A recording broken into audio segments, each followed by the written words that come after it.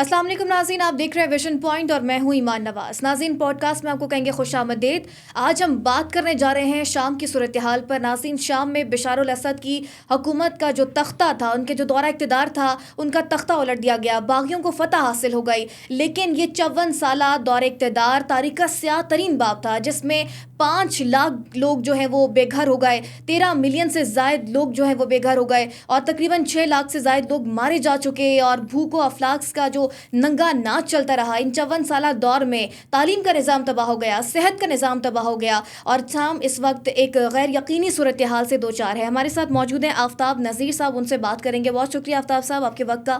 پہلے تو کہیے گا، شام کی ساری صورتحال کو آپ کس طرح سے دیکھتے ہیں، اور جو بشار الاسد کا 54 سالہ دور اقتدار تھا، ان تمام دور کو آپ کس طرح سے دیکھتے ہیں؟ بہت شکریہ ایمان، آپ نے اس پر سے موقف جاننے کی جسارت فرمائی۔ شام کا قضیہ 54 سالہ دور اقتدار بشار الاسد فیملی کا تھا۔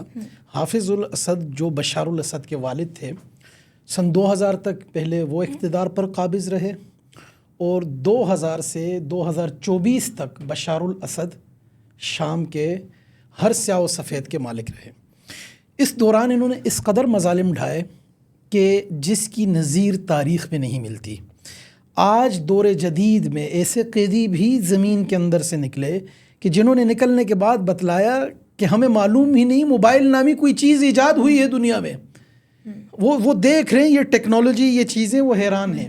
ایسے لوگ بھی نکلے جو بات کرنا بھول چکے ہیں، کیونکہ آپ سے بات کرنے کے لیے جب کوئی نہ ہو، آپ کو ایک کمرے میں 40 سال قید کیا جائے تو آپ بھول جاتے ہیں گفتگو کس سے کرنی ہے، کیا کرنی ہے۔ وہ آوازیں نکال رہے ہیں، وہ اشاروں سے باتیں کر رہے ہیں، وہ حیران ہیں روشنی دیکھ کر، وہ حیران ہیں دنیا دیکھ کر، وہ صرف سانس لے رہے تھے۔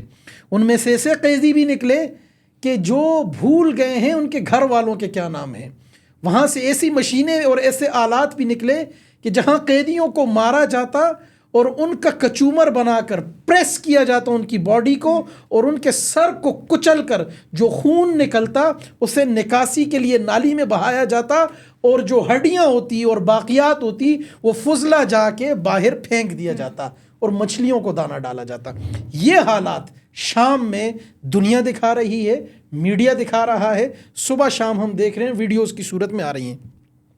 تو بشار الاسد خاندان نے جو مظالم ڈھائے، چنگیز خان اور ہلاکو خان، اس کے سامنے ہمیں رحم دل نظر آ رہے ہیں۔ اور اس بشار کا جب وقت آیا تو اللہ تعالیٰ نے دکھایا کہ آج اس کے باپ کی قبر کا حال دیکھ لیں، دنیا نے سب دیکھا، اور وہی لوگ جو شامی عوام تھی جشن منا رہی ہے۔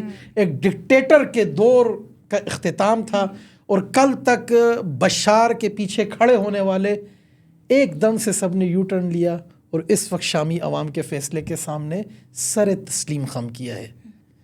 تو اس میں بشار یا حافظ الاسد خاندان، یہ جو کچھ بھی شامی عوام کے ساتھ ہوا اس ظلم میں، وہ سب لوگ شریک ہیں جنہوں نے کسی بھی طرح سے بشار اینڈ فیملی کی اعانت کی۔ اب وہ اعانت کس صورت میں تھی؟ کسی نے اسلحہ دیا، کسی نے مالی تعاون کیا۔ میں آپ کو ایک چھوٹی سی مثال دیتا ہوں۔ ایران انکل کو آج تک شام کو دیا گیا قرضہ یاد نہیں تھا، لیکن جو ہی بشار کا فال ہوتا ہے، فوراً سے نیکسٹ ڈے ایران اسٹیٹمنٹ دیتا ہے، ساڑھے پیسے کڈو۔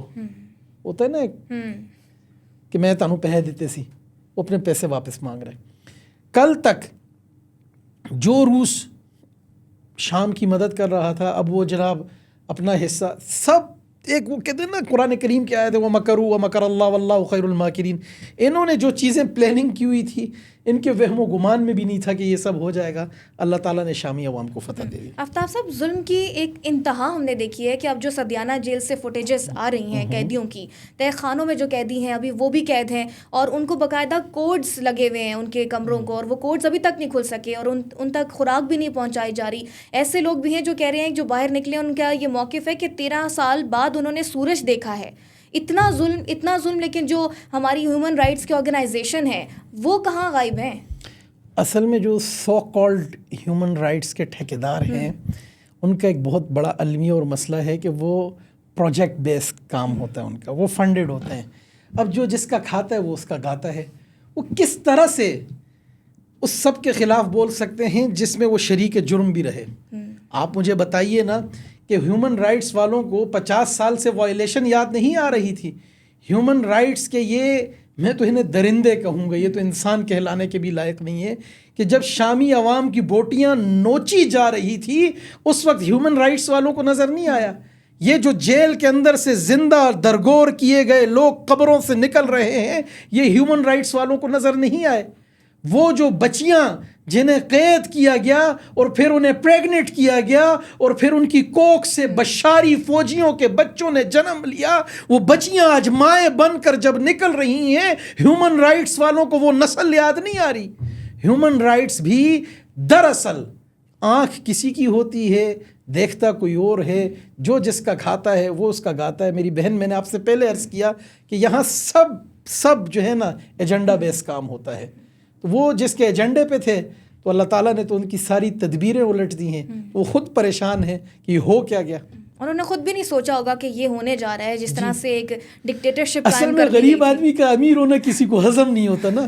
کسی غریب کے پاس پیسہ آ جائے نا, یا کسی کی اچھی خوبصورت بیوی ہو جائے, تو وہ باقی کہتے ہیں یار یہ کیسے, اس کو کیسے مل گیا, ہمارا تو مطلب ہمارے وہم و گمان میں نہیں ہے اس کو بھی ایسا مل سکتا ہے. وہ کہتے ہیں نا, وہ یار ہے ساڑھے پرند دا کمی سی, وہ یار اس کو تو کل تک کوئی پوچھتا نہیں تھا جس کی اتنی خوبصورت اہلیہ.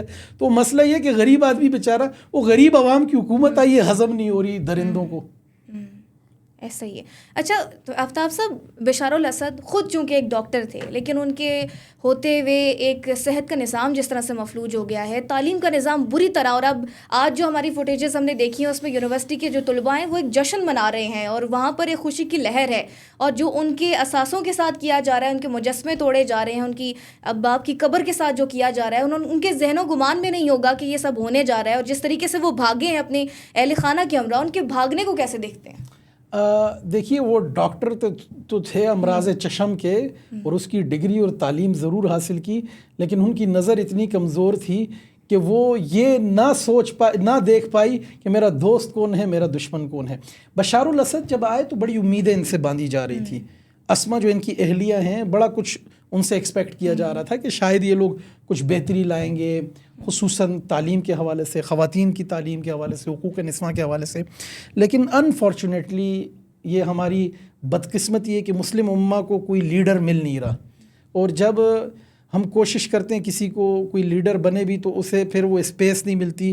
اب اس وقت مسلم امہ کی جو صورتحال ہے وہ پوری آپ کے سامنے. بشار الاسد نے جو مظالم ڈھائے, جب 2 وقت کی روٹی کو ترس رہے تھے شام کی عوام, اور حلب میں حالات یہ تھے کہ خیموں میں رہنے والے سردی سے ٹھٹر کر مر رہے تھے, اور انہیں وہ پریشان تھے کہ اس سردی میں کیا ہوگا, لکڑیاں کیسے جمع ہوں گی. اس صورتحال میں بشار ہاٹ واٹر, جو اس کے سوئمنگ پول میں پانی گرم کر کے سردیوں میں سوئمنگ کیا کرتا تھا. اور آپ میری بہن ہیں, وہ جو تصاویر سامنے آئی چکی ہیں کہ کس قسم کی اخلاق باختہ حرکتیں, وہ باقاعدہ ان کی فلم بھی بناتا. تو اس قدر عیاشی اور دوسری طرف عوام کا یہ حال, تو پھر یہ ذلت مقدر ٹھہرنی تھی. بھاگ گئے ہیں, ذلیل ہو رہے, دنیا میں در بدر ہے. باغیوں کو فتح حاصل ہو گئی.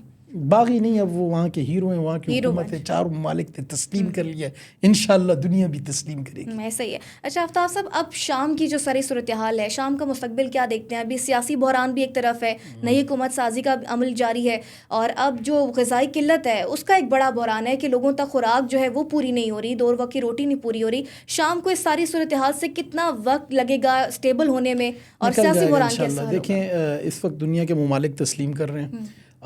ترکیہ کی حکومت نے تو بالکل کھل کے تسلیم کر لیا. بڑی بڑی طاقتیں ہیں جو دیکھ رہی ہیں, اب دنیا کے سامنے ان کے مظالم بھی آ رہے ہیں. روٹی کا وعدہ, ہم مسلمان ہیں, ہمارا ایمان ہے, جو اللہ یونس علیہ السلام کو مچھلی کے پیٹ میں رزق پہنچا سکتے, وہ انشاءاللہ شامی عوام کو بھوکا نہیں مارے. بشار سے جان چھوٹ گئی, انشاءاللہ سیٹ ہو جائے گا سب. اور عرب ممالک پر اس سب کا کیا اثر آپ دیکھتے ہیں؟ عرب ممالک پر یہ جنگ پھیلے گی. شام کے بعد اگلا محاذ یمن ہے, یہ میری پریڈکشن ہے. اور عراق میں ابھی کچھ نہیں ہوگا, لیٹر آن ہوگا. ایران ابھی اس مخمصے میں ہے کہ یہ ہو کیا گیا, وہ اس سچویشن سے نکلنے کی کوشش کر رہا ہے, کیونکہ اصل تو ضرب ایران کو لگی ہے.